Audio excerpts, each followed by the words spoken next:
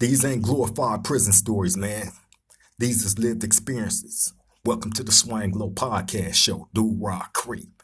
Now, look, I want to step back to the round table, you know what I'm saying, with a little bit you know, going back over the years, you know what I'm saying, comparing the time, you know, of when I was locked up in prison and didn't have life in comparisons to being locked up in prison and having an actual life sentence. You know what I'm saying? The mentality and the mind state is kind of night and day. You know what I'm saying? And what I mean by that is back in the year 1991, I went to prison for the first time. That's when I got my prison number. You know what I'm saying? From that time back in 1991, when I went to Tehachapi State Prison and got that prison number, I've maintained that same prison number from that time to the present. Okay. And at the time when I got that prison number, I didn't have a life sentence. I think they had gave me 4 years and 6 months, in which I ended up doing almost 3 years off of that time. You know what I'm saying? So it was like close to 3 years, 2 years, and probably 9 or 10 months. You know what I'm saying? It was close to 3 years though. So anyway, comparing that time when I didn't have a life sentence, that mentality, that young mentality at that, because remember at that age, you know what I'm saying, 18, 19 years old, and not having a life sentence, it was kind of like getting slapped on the wrist, right? And thinking back, you know, of having that young mentality that I did back then of being a young gang member, you know what I'm saying? And not really caring. I really didn't respect too much. You know what I'm saying? And the only thing really that I absolutely respected was the OGs that did take the time out to sit down and run certain things by me that I needed to know. You know what I'm saying? As far as, you know what I'm saying? Like the basic things in prison that you are not to ever do or get caught up in. You know what I'm saying? Now, when them ground rules was laid down to me, I absolutely was one of the type of guys that absolutely respected that, because I would never allow myself to get caught up in none of those things that was prioritized as things not to do. And you know what I mean? You know, but again, I didn't have a life sentence. And this is something else I always tripped on. The guys that did have a lot of time to do, the guys that did have the life sentences, you had guys running around with 5 to life, and you know what I'm saying, 10 to life and 1 to life. You know what I'm saying? That had these type of sentences that was like, for instance, you had a guy that was down that had 5 years to life and was down at that time like 18 years. You know what I'm saying? So for somebody that didn't have a life sentence, that wasn't going through that, we wasn't taking none of the things that we should have been taking serious as some of these OGs that had those life sentences that was locked up. You know what I'm saying? Back then, way back then. This is way back in 1991, 1992. This is It's still gang banging.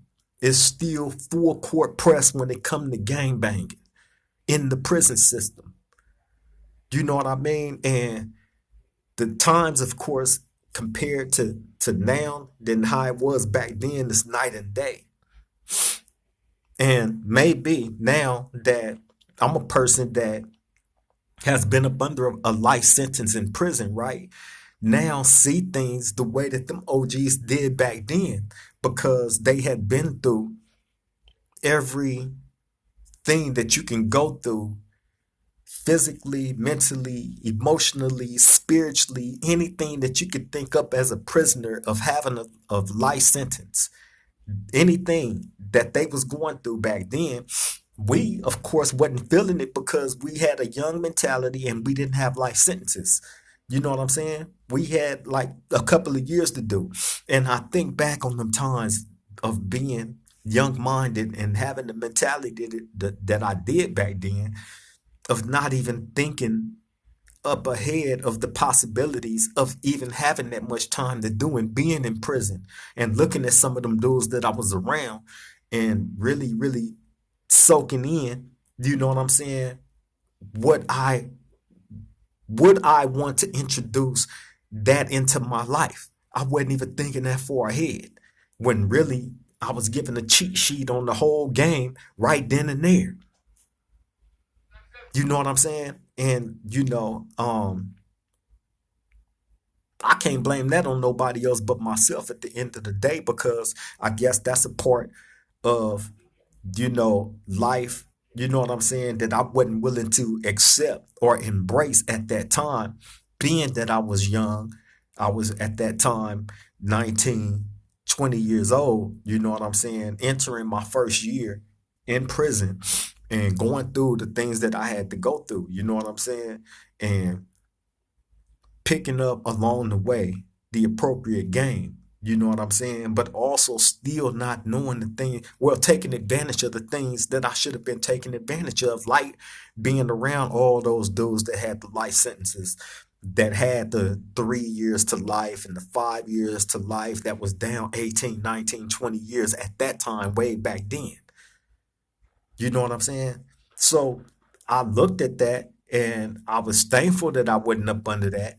And I guess that's what, pushed me in the direction of not really having too much respect for the things that I should have been respecting. And now that I'm an elder and have, you know what I'm saying, the experience of living up under a life sentence in prison, you completely see the game different now.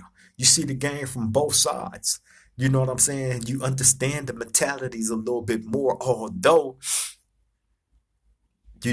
I feel for myself in those younger years of having that young mentality and not knowing what to expect. You know what I'm saying? By being thrown inside of a prison at the age of 18, 19 years old and just thrown into a jungle that isn't explained to you.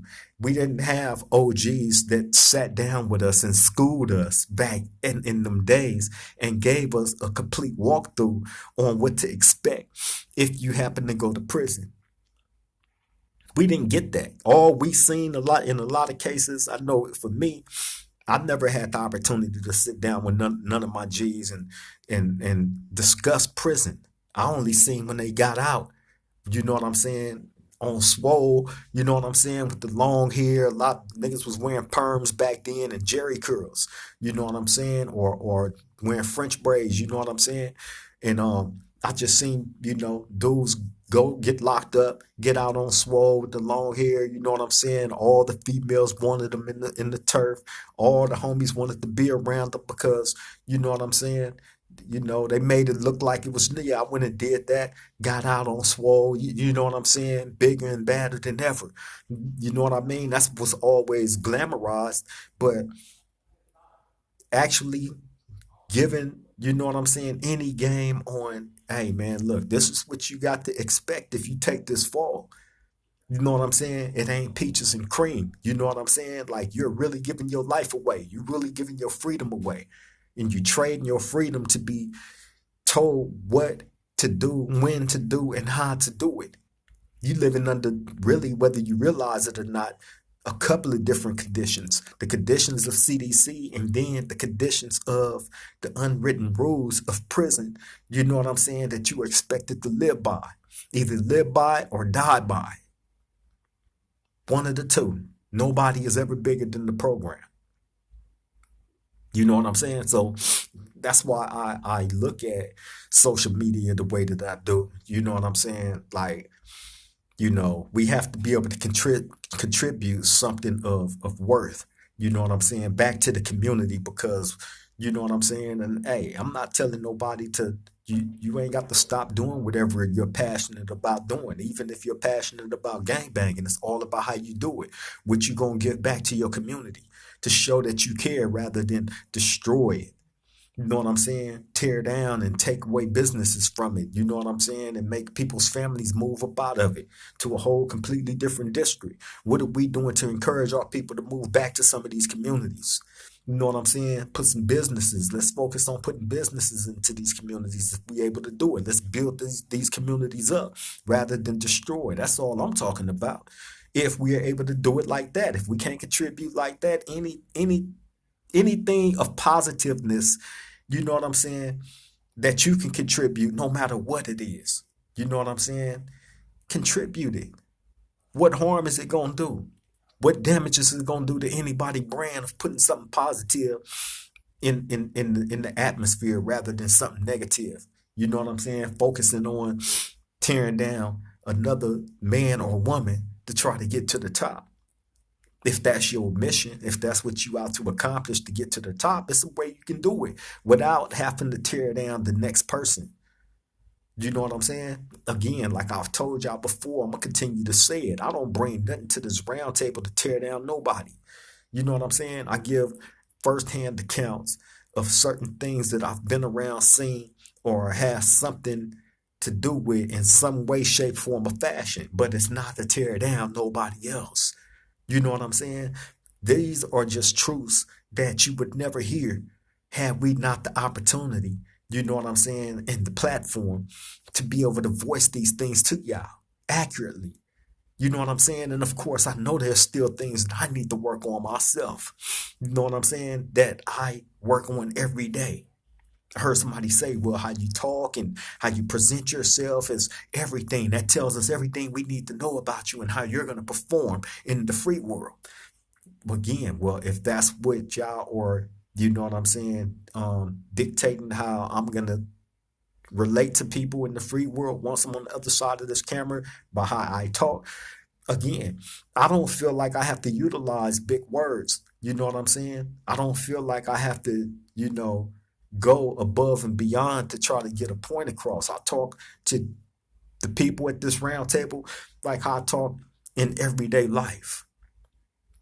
You know what I'm saying? And if that happens to sound uneducated to some of y'all, then hey man, again, I'm not here proclaiming to be the smartest, most educated, well-spoken person on earth, because I'm not.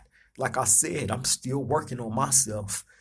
Like everybody else should be working on themselves, because people that's passing judgment on anybody else, y'all not perfect at all. Y'all got all kind of skeletons looming around in y'all closet somewhere that y'all need to be more focused on and invested in cleaning out, rather than sitting and picking apart everything that's said in a video that's really done to encourage, you know what I'm saying, and hopefully discourage people from doing dumb stuff that will put them in a predicament of having to go to a prison and live under some cold conditions. A lot of people won't make it. Here's your cheat sheet to the inside, you know what I'm saying, of a level 4 prisoner, mainliner. Not 50/50, not EOP, not SMY, you know what I'm saying? Not PC, not none of that.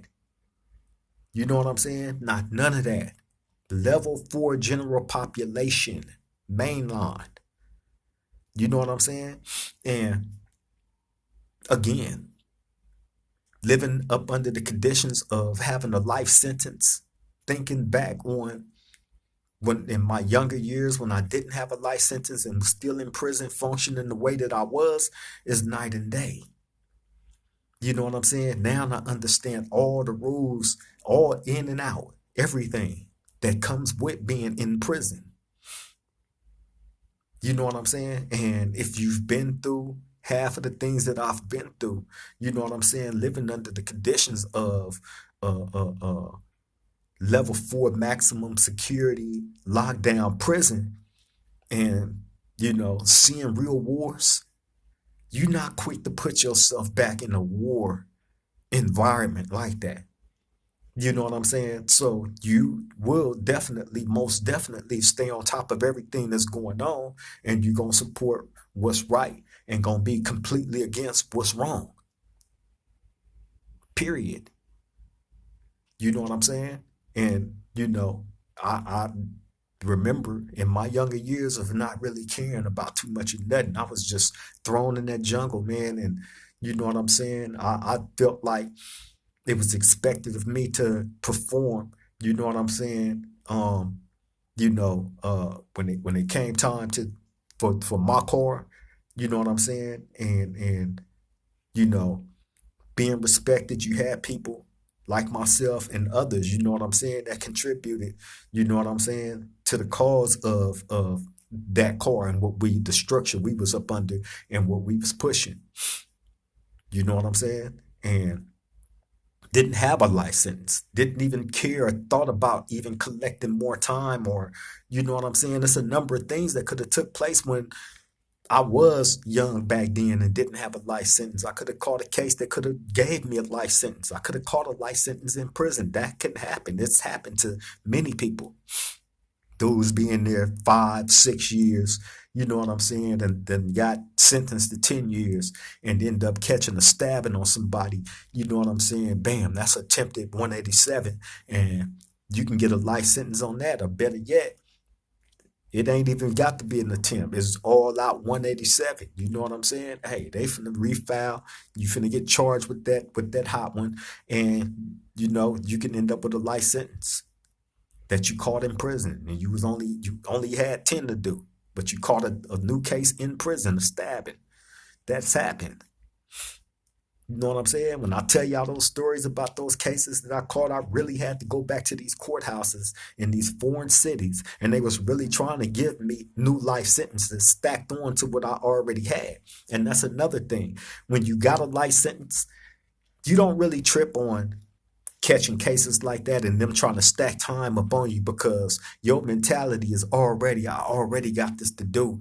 They already gonna give me a hard time when I go to the board. They gonna make it as hard as possible for me to get out. The people that run the board, them as commissioners, man, and police chiefs and all that, you know what I'm saying? They're not gonna let you out. So your mentality, your way of thinking is just different. You don't care about catching no time. You know what I'm saying? That just becomes the mentality, man. You feel me? But yeah, I'm finna go ahead and get up out of here, shut this down. You know what I'm saying? I appreciate everybody for stepping back to the round table. You know what I'm saying? Thanks to all of y'all that has joined the team, the family, you know what I'm saying, by becoming, part of the Swang Low podcast. Love and appreciate you all. If you haven't already did it, like, comment, share, subscribe to the Swang Low podcast show, Do Rock Creep. I would definitely appreciate it. To the next time we meet at this round table, y'all stay safe. I love all y'all out there. Triple gang.